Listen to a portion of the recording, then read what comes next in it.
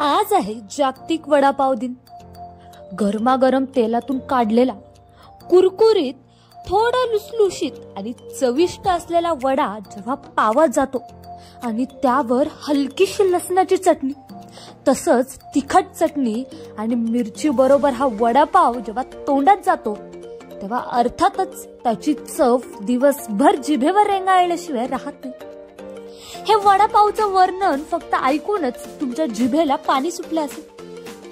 वडापाव प्रेमींना तर बाजूला रस्त्याने जाताना केवळ वासावरून त्या वडापावाची चव ओळखू येते। इतकंच काय तर मुंबईतला वडापाव हा तर परदेशातही प्रसिद्ध आहे।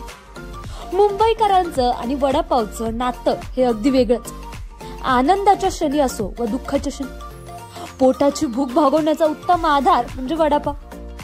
मुंबईतला हाच वडापाव आज जगभर साजरा केला जातोय। या निमित्ताने वडापावची सुरुवात नेमकी झाली कशी, चला जाणून घेऊया। तर वडापावचा जन्म साधारण 1966च्या दशकात झाला। मुंबईच्या दादर रेल्वे स्टेशन बाहेर अशोक वैद्य नावाच्या गाडीवर पहिल्यांदा वडापाव बनवला गेला।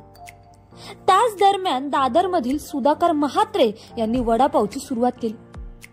फक्त बटाट्याची भाजी आणि चपाती खाण्याऐवजी भाजीचा गोळा बेसनात घोळून तळून पावासोबत खाल्ल्यास अधिक चविष्ट लागतो हे लक्षात आल्यानंतर वडापावची खरी सुरुवात झाली।